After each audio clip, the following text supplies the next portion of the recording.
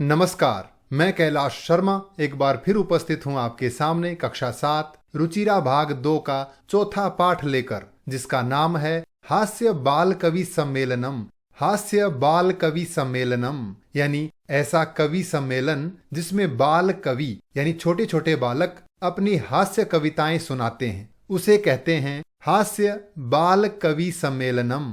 तो आइए शुरू करते हैं पाठ। विविध वेशभूषाधारिणः चत्वारः बालकवयः मंचस्य उपरि उपविष्टाः सन्ति। विविध वेशभूषाधारिणः, विविध यानी अनेक प्रकार की, वेशभूषा यानी कपड़े, धारिणः पहने हुए, अनेक प्रकार के अलग अलग रंग के कपड़े पहने हुए, चत्वारः बाल कवयः चार बाल कवि यानी छोटे बालक कवि, मंचस्य उपरि मंच के ऊपर, स्टेज के ऊपर, उपविष्टाः सन्ति बैठे हैं। अधः श्रोतारः हास्य कविता श्रवणाय उत्सुकाः सन्ति कोलाहलं च कुर्वन्ति। अधः यानी नीचे, श्रोतारः श्रोतागण यानी सुनने वाले। ये देख रहे हैं चित्र में, ये जो नीचे बैठे हैं ये हैं श्रोता। ये हास्य कविता श्रवणाय, हास्य कविता श्रवणाय यानी सुनने के लिए, उत्सुकाः सन्ति उत्सुक हैं, कोलाहलम च कुर्वन्ति, कोलाहलम च यानी और, कोलाहलम यानी शोर, कुर्वन्ति कर रहे हैं। संचालकः, और ये जो व्यक्ति माइक के पास खड़ा है ये है संचालक। ये कहता है अलम कोलाहलेन, अलम यानी मत करो, कोलाहल यानी शोर, शोर मत कीजिए। अद्य परम हर्षस्य अवसरः, अद्य यानी आज, परम हर्षस्य अवसरः बहुत खुशी का अवसर है, यत कि अस्मिन् कवि सम्मेलने काव्यहंतारः कालयापकाश्च भारतस्य हास्य कवि धुरंधराः समागताः सन्ति। अस्मिन् कवि सम्मेलने, इस कवि सम्मेलन में, काव्यहंतारः कविता का नाश करने वाले, कालयापकाः च यानी और, कालयापकाः समय बर्बाद करने वाले, भारतस्य भारत के, हास्य कवि धुरंधराः धुरंधर हास्य कवि, श्रेष्ठ हास्य कवि, समागताः सन्ति आए हैं। इस कार्यक्रम में कैसे कवि आए हैं? समय बर्बाद करने वाले, काव्य का सत्यानाश करने वाले। एहि करतल ध्वनिना वयम एतेषां स्वागतम कुर्मः। एहि आइए, करतल ध्वनिना तालियों से, वयम हम सब, एतेषां स्वागतम कुर्मः इनका स्वागत करते हैं।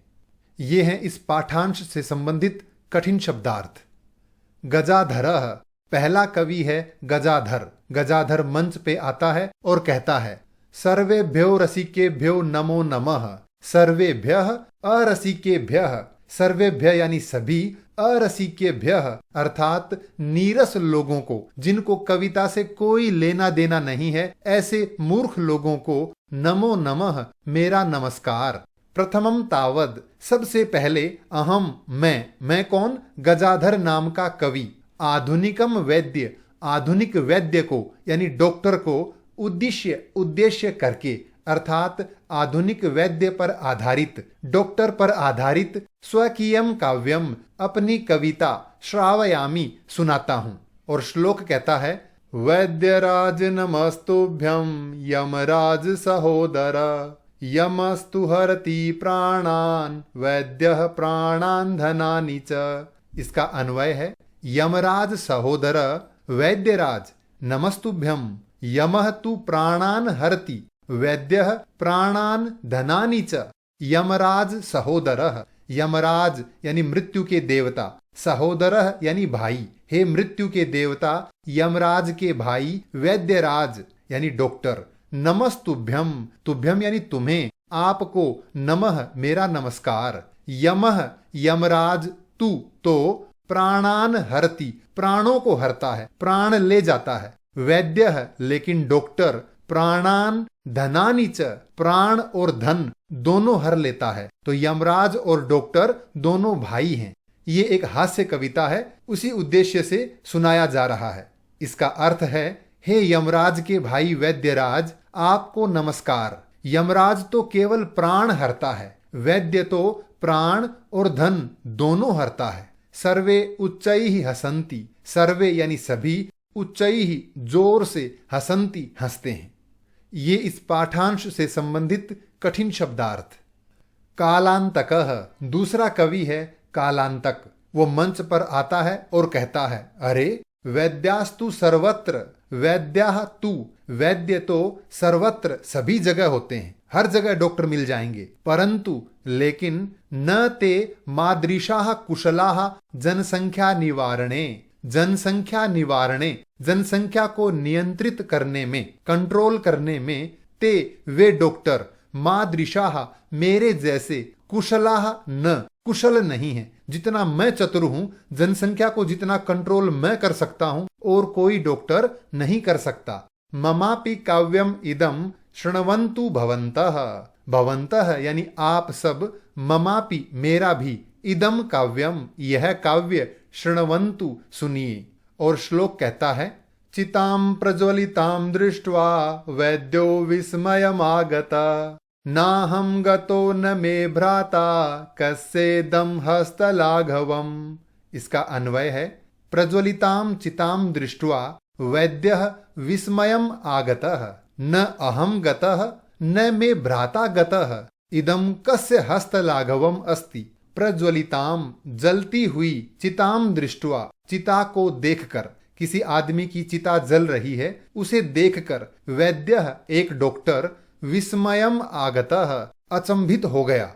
उसने सोचा, न अहम गतः न मैं गया, इसका इलाज करने के लिए न तो मैं गया, न मे भ्राता और न ही मेरा भाई, गतः गया, इदम यह, कस्य किसका, हस्तलाघवम अस्ति हाथ की चतुराई है। इस श्लोक का अर्थ है, जलती हुई एक चिता को देखकर कोई डॉक्टर हैरान रह गया। उसने सोचा कि इस व्यक्ति को मारने के लिए, इसका इलाज करने के लिए न तो मैं गया और न ही मेरा भाई यमराज गया, तो यह किसके हाथ की सफाई है, यानी इतनी चतुराई से इस व्यक्ति को किसने मारा। तो कालांतक कहता है, मैं इस तरह से लोगों को मार देता हूं कि किसी को पता ही नहीं चलता, इतना चतुर हूं, इतना कुशल हूं मैं। सर्वे पुनः हसन्ति, सभी फिर से हंसते हैं। ये इस पाठांश से संबंधित कठिन शब्दार्थ। तुंदिलः तीसरा कवि है तुंदिल। तुंदिल का अर्थ है तोंद वाला, यानी जिसका पेट बाहर निकला हुआ हो वह व्यक्ति। तो तुंदिल मंच पर आता है। कैसे आता है? तुंदस्य उपरि हस्तम आवर्तयन, तुंदस्य उपरि तोंद के ऊपर, यानी अपने पेट पर, हस्तम आवर्तयन हाथ फेरता हुआ। तुंदिल कवि अपनी तोंद पर हाथ फेरते हुए मंच पर आता है और कहता है, तुंदिलोहम भो, भो यानी अरे श्रोताओ, अहम तुंदिलः, मैं तुंदिल हूं, मैं पेटू हूं। ममापि इदम काव्यम श्रूयताम, ममापि मेरी भी, इदम काव्यम यह कविता, श्रूयताम सुनिए। जीवने धार्यताम च यानी और, जीवने धार्यताम अपने जीवन में धारण कीजिए। मेरी कविता को ध्यान से सुनो और इसे अपने जीवन में अपना लीजिए। और एक श्लोक कहता है, परान्नम प्राप्य दुर्बुद्धे मा शरीरे दयाम कुरु, परान्नम दुर्लभम लोके शरीराणि पुनः पुनः। इसका अन्वय है, दुर्बुद्धे परान्नम प्राप्य शरीरे दयाम मा कुरु, लोके परान्नम दुर्लभम शरीराणि तु पुनः पुनः भवन्ति। अर्थात दुर्बुद्धे, हे मूर्ख व्यक्ति, परान्नम प्राप्य, परान्नम पर प्लस अन्नम दूसरे का भोजन, पराया अन्न, प्राप्य प्राप्त करके, शरीरे अपने शरीर पर, दयाम मा कुरु दया मत करो, लोके इस संसार में, परान्नम दुर्लभम, परान्नम यानी पराया भोजन, दुर्लभम बहुत कठिनाई से मिलता है, शरीराणि तु शरीर तो, पुनः पुनः बार बार, भवंती होते हैं, मिलते रहते हैं। अर्थात अरे दुर्बुद्धि, हे मूर्ख व्यक्ति, पराया अन्न यानी पराया भोजन प्राप्त करके जब भी आप किसी दूसरे के घर खाने पर जाओ तो वह भोजन प्राप्त करके अपने शरीर पर दया मत करो। ये मत सोचो मेरा पेट फट जाएगा, मैं मर जाऊंगा, इतना खाओ, खाते जाओ, चाहे मर जाओ, कोई दिक्कत नहीं है। क्यों? क्योंकि इस संसार में पराया अन्न, पराया भोजन बहुत मुश्किल से मिलता है। शरीर तो बार बार यानी हर जन्म में मिलता है। शरीर का क्या है, भोजन फिर नहीं मिलेगा, इसलिए जम के खाओ। सर्वे पुनः अट्टहासम कुर्वन्ति, सर्वे यानी सभी, पुनः फिर से, अट्टहासम कुर्वन्ति जोर से हंसते हैं। ये इस पाठांश से संबंधित कठिन शब्दार्थ। चार्वाकः, अगला कवि है चार्वाक। चार्वाक कहता है आम आम, हाँ हाँ, शरीरस्य पोषणम सर्वथा उचितमेव। शरीरस्य पोषणम, अपने शरीर का पोषण करना, शरीर को स्वस्थ रखना, पुष्ट रखना, सर्वथा उचितम एव, सर्वथा यानी बिल्कुल, उचितम एव सही ही है। यदि धनम नास्ति, अच्छा भोजन खाने के लिए धनम नास्ति, पैसा नहीं है, तदा तो ऋणम कृत्वापि पौष्टिकः पदार्थः एव भोक्तव्यः। ऋणम कृत्वा अपि, कर्ज लेकर, उधार लेकर भी, पौष्टिकः पदार्थः, पौष्टिक भोजन, अच्छा खाना, एव ही भोक्तव्यः, खाना चाहिए। तथा कथयति चार्वाक कवि ही, तथा यानी जैसे, कथयति कहते हैं, चार्वाक कवि, जैसा चार्वाक कवि ने कहा है। क्या कहा है? यावत् जीवेत सुखम जीवेत, ऋणम कृत्वा घृतम पिबेत। इसका अन्वय है यावत् जीवेत तावत् सुखम जीवेत, ऋणम कृत्वापि घृतम पिबेत। यावत् जीवेत, जब तक जीवित रहो, तावत् तब तक, सुखम जीवेत, सुख से जीवो, ऋणम कृत्वा अपि, उधार लेकर भी, घृतम पिबेत, घी पीवो। घी पीने का अर्थ है पौष्टिक भोजन खाओ। इस श्लोक का अर्थ है जब तक जीवित हो तब तक सुख से जीवन यापन कीजिए। ऋण यानी उधार लेकर भी घी पीजिए, अर्थात उधार लेकर भी पौष्टिक भोजन खाना चाहिए। ये इस पाठांश से संबंधित कठिन शब्दार्थ। श्रोतारः, श्रोतागण कहते हैं, जब कवि ने कहा कि उधार लेकर भी अच्छा खाना खाओ, तो श्रोता बोले तरहि ऋणस्य प्रत्यर्पणम कथम। तरहि तो ऋणस्य, उधार का, प्रत्यर्पणम लौटाना, कथम कैसे, तो फिर वह कर्ज, वह उधार कैसे लौटाएं। चार्वाकः, चार्वाक कवि कहता है श्रूयताम मम अवशिष्टम काव्यम। श्रूयताम सुनिए, मम मेरा, अवशिष्टम बचा हुआ, काव्यम कविता। अभी तो आपने मेरे श्लोक की एक पंक्ति सुनी है, बचा हुआ श्लोक और सुनिए। और कहता है घृतम पीत्वा श्रमम कृत्वा ऋणम प्रत्यर्पयेत जनः। इसका अन्वय है जनः घृतम पीत्वा श्रमम च कृत्वा ऋणम प्रत्यर्पयेत। जनः यानी हे मनुष्य, घृतम पीत्वा, घी पीकर, पौष्टिक भोजन खाकर, श्रमम च कृत्वा, श्रमम यानी परिश्रम, च और, कृत्वा करके, ऋणम प्रत्यर्पयेत, ऋणम यानी उधार, प्रत्यर्पयेत लौटाना चाहिए। इसका अर्थ है मनुष्य को घी पीकर अर्थात अच्छा भोजन खाकर, परिश्रम करके, मेहनत करके यानी पैसा कमाकर ऋण चुकाना चाहिए। उधार लो, अच्छा खाना खाओ, मेहनत करके पैसा कमाओ और वो उधार लौटा दो। काव्य पाठ श्रवणेन उत्प्रेरितः एकः बालकोऽपि आशु कवितां रचयति। काव्य पाठ श्रवणेन, कविता सुनने से, उत्प्रेरितः प्रेरित होकर, एकः बालकः अपि एक बालक भी, श्रोताओं में से एक बालक भी उन कवियों की कविताएं सुनकर प्रेरित होता है और आशु कविताम रचयति, और आशु कविता की रचना करता है। आशु कविता यानी तुरंत शीघ्र तैयार की गई कविता। तो बैठे बैठे वह बालक कविता लिख लेता है। हास पूर्वकम च श्रावयति, हास पूर्वकम हंसी मजाक के तरीके से, हास्य पूर्वक, च और, श्रावयति सुनाता है। ये इस पाठांश से संबंधित कठिन शब्दार्थ। बालकः, वह बालक मंच पर आता है और कहता है श्रूयताम श्रूयताम भो। भो यानी अरे श्रोताओ, श्रूयताम श्रूयताम, सुनिए सुनिए, ममापि काव्यम, मेरी कविता भी, हे श्रोताओ मेरी कविता भी सुनिए। और एक श्लोक कहता है गजाधरम कविम चैव तुंदिलम भोज्यलोलुपम। कालांतकम तथा वैद्यम चार्वाकम च नमाम्यहम्। इसका अन्वय है, अहम कविम गजाधरम भोज्य लोलुपम तुंदिलम चैव कालांतकम वैद्यम तथा चार्वाकम च नमामि।